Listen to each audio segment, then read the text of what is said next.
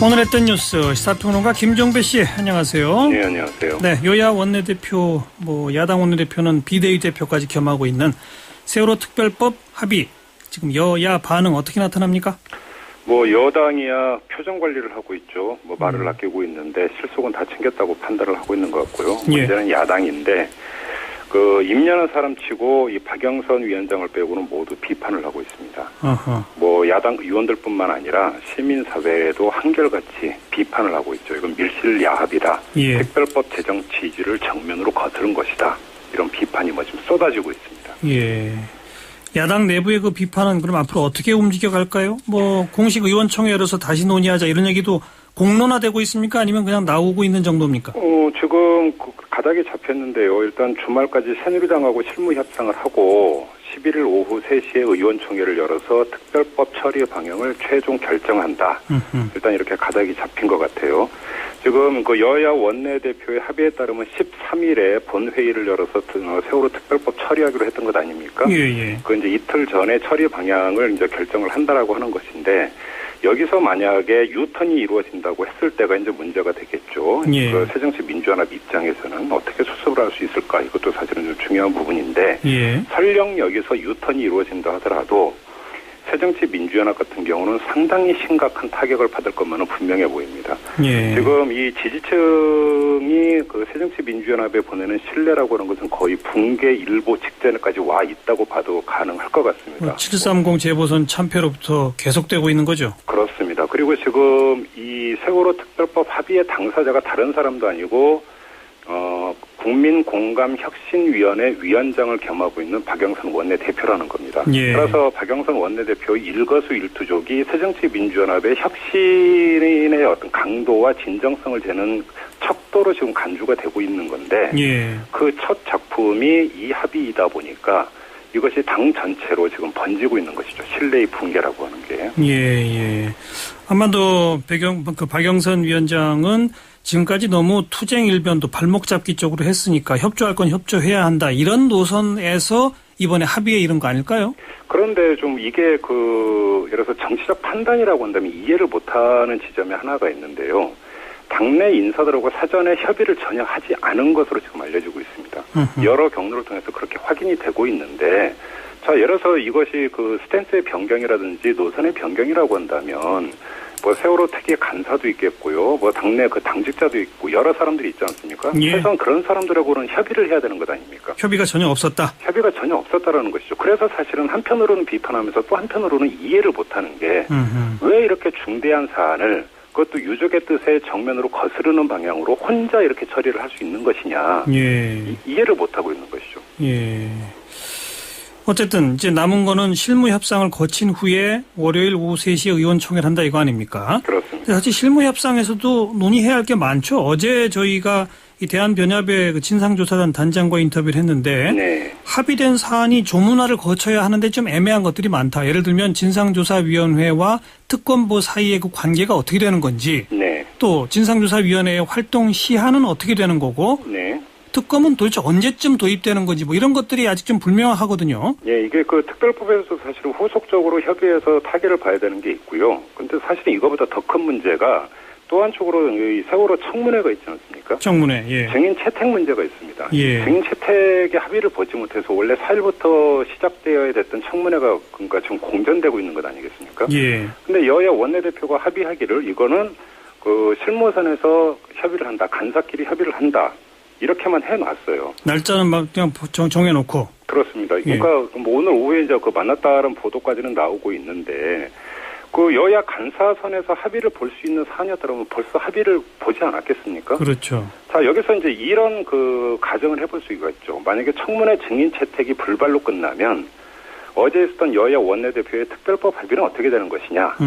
이 문제가 있습니다. 이거와 관련해서 박영선 원내대표는 그것이 안 된다라고 한다면 그건 온전히 새누리당의 책임이다. 이렇게 이미 선을 그어버렸다는 것이죠. 예. 형식적으로 놓고 본다면 새정치민주연합 입장에서는 만약에 증인 채택이 불발이 되어버리면 그걸 매개로 세월호 특별법 합의를 파기할 수 있는 여지가 있다. 이렇게도 볼 수 있을지 모르겠습니다. 예. 또 그렇게 갈 수도 있겠죠. 예. 그럼에도 불구하고 새정치민주연합은 상투가 잡혔다고 보는 게 맞을 것 같습니다. 그 새누리당 입장에서는 뭐 두 가지로 이야기를 할 수 있는 것이죠. 만약에 증인 채택이 불발이 되어버리면 세월호 특별법까지 이게 그 연동이 되기 때문에 자기들 입장에서는 급할 게 없다. 그래서 세월호 특별법 문제에 대해서도 계속 이게 뭐라고 할까요? 여야 대치 국면을 가져가도 정책 부담은 덜어지게 되는 측면이 하나 있고요. 예. 또 한 가지는 이런 현상을 새정치민주연합 쪽으로 책임을 물을 수가 있는 것이죠. 한번 합의했다가 깬 건 새정치민주연합이다 이런 식으로. 네, 뭐 자기들의 내용 때문에 결국 깬 거 아니냐. 그러면 당신들이 책임자라 이런 식으로 가기 때문에 예. 정치적으로는 이미 새누리당은 상당 부분을 선점을 하고 들어가 버렸다. 어제 합의 때문에. 예. 이렇게 봐도 될 것 같아요. 예. 그런데 730 재보선에서 참패하고 나니까 이제 원내 과반수를 확고하게 새누리당이 갖고 있지 않습니까? 네네. 이런 상태에서 새정치민주연합이 계속 또 특별법 가지고 수사권 이거 안 주면 안 된다. 특검 야당이 추천해야만 한다. 이 주장만 계속 하고 있으면 여전히 또 특별법은 안 되는 거 아닙니까? 그러니까 어제 유족 쪽에서 이제 어떤 이야기가 나왔냐면 이제 교황이 방문을 하지 않습니까? 네. 그리고 이제 유족 대표들도 만날 일정이 이미 확정이 됐습니다. 그렇죠. 따라서 이것을 좀 이 계기점으로 삼아서 다시 국민 여론들을 모으고 예. 그래서 세월호 특별법 제정을 또 압박을 하는 예. 이런 그림을 짜고 있었는데 덜커덕 이렇게 합의를 해버리니까 예. 그러니까 유족들 입장에서는 좀 황당해하는 것이고요. 예. 사실은 이것이 여야 간에 맡겨서 될 수 있는 문제는 아니다라는 판단이 일정하게 국민들 사이에서도 내려진 것 같습니다. 그러면 이제 국민들의 여론을 얼마만큼 모아서 정치권을 압박하느냐. 예. 이게 남아있었다고 본 거고 그래서 유족들은 사실은 교황과의 면담에 상당히 기대를 하고 있었던 것 같아요. 예. 근데 이거에 앞서서 이렇게 해버리니까 예. 유족들 입장에서는 황당한 것이죠, 사실은. 유족들의 목소리는 잠시 뒤에 바로 듣겠고요. 네네. 조금 아까 나온 청문회 증인 이야기 가운데 네. 물론 청문회 증인의 핵심은 아닙니다만 정말 책임 있는 사람들 다 이제 불러서 이 사고 원인 규명 같은 걸 해야 되겠는데 네. 어차피 정치적 쟁점이 하나로 불거진 게 세월호 사고 당일날 박 대통령의 7시간의 행적 이게 지금 쟁점화된 거 아닙니까? 그렇습니다. 그거를 밝혀내려면 청와대 비서실장이나 제1부소실장 이런 사람들이 나와야 할 텐데 네. 그건 어떻게 전망하세요? 이완구 새누리당 원내대표가 이야기한 게 있습니다. 이 대통령 일정은 국가 안보 사안이다. 그런데 어떻게 이걸 전부 다 공개하라고 하는 거냐. 이건 이치에 맞지 않는다. 이렇게 주장을 했습니다. 반은 맞습니다. 그래서 대통령의 사전 일정을 일일이 전부 다 공개하는 경우는 없습니다. 그렇죠. 그거는 사실은 보안상이고 안보상인 게 맞죠. 예. 근데 문제는 이미 다 지나간 일 아닙니까? 사후 일정 아닙니까? 예. 그게 과연 국가 안보와 얼마만큼 직결될 것이냐의 문제를 하나를 좀 봐야 될 것 같고요. 예. 좀 제가 이해가 안 되는 부분이 하나 있는데 7시간 동안 공무를 받다면 공개를 거부할 이유가 전혀 없는 것 아닙니까? 예. 그러니까 그래서 공적 업무를 수행을 했다면 이때 누구누구를 만나서 무슨 이래서 회의를 했다든지 무슨 면담을 했다든지 이런 거라면 굳이 그걸 마다할 이유가 없다라고 하는 것이죠.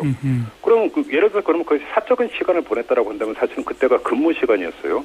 근데 사적인 시간을 보냈다고 치더라도 그냥 사적인 시간을 보냈다라고 이야기하면 되죠.